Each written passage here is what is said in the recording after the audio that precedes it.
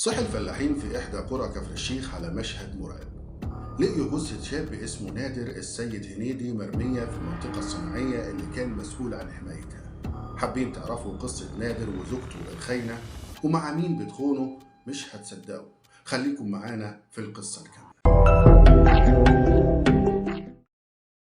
في صباح أحد الأيام عام 2023 صحي الفلاحين في إحدى قرى كفر الشيخ على مشهد مرعب.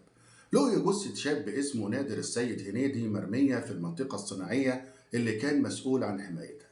الجثة كانت في حالة سيئة جدا، جمجمة نادر كانت مهشمة وواضح إن حد ضربه بعصا غليظة أو حديدة.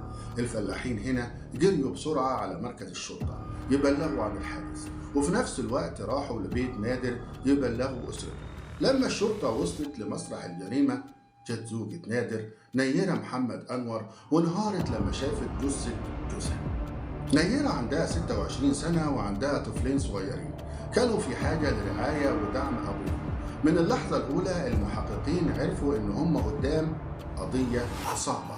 نادر كان ميت أثناء نوبة حراسته، فكان عندهم احتمال إن هو كان بيحاول يمنع سرقة. كمان نادر كان عنده سجل جنائي مليان بالجرائم، جرائم المخدرات والإتجار غير الشرعي في السلاح، فكان ممكن الجريمة تكون انتقام شخصي منه. بالنسبة للمحققين بدأوا أول حاجة الشك في زوجة نادر اللي كانت منهارة جدا.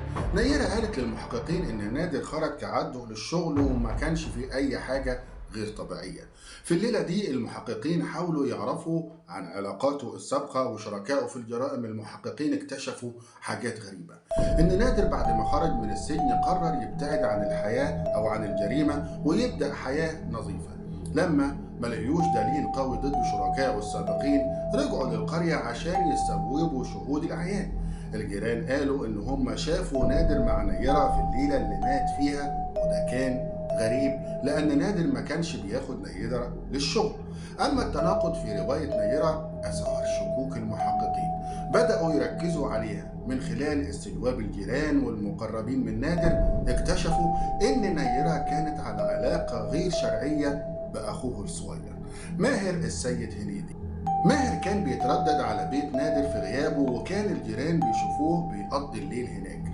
الشكوك زادت لما ظهرت علامات حملة على نيرة في وقت كان نادر فيه في السجن، وبعدين اختفت العلامات دي فجأة. المحققين عرفوا من المستشفى المحلي إن نيرة ولدت طفل في الفترة دي.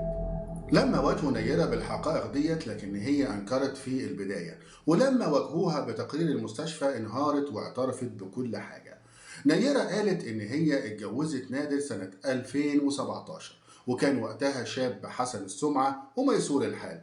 حياتهم كانت كويسة في الأول، لكن بعدين زادت المسؤوليات ونادر لجأ لتجارة المخدرات عشان يقدر يصرف على عيلته. في 2020 اتقبض عليه واتحكم عليه بالسجن 3 سنين. أثناء فترة سجن نادر نيرة بدأت تدير شؤون الأسرة بنفسها وكانت بتشتغل في بيع السمك.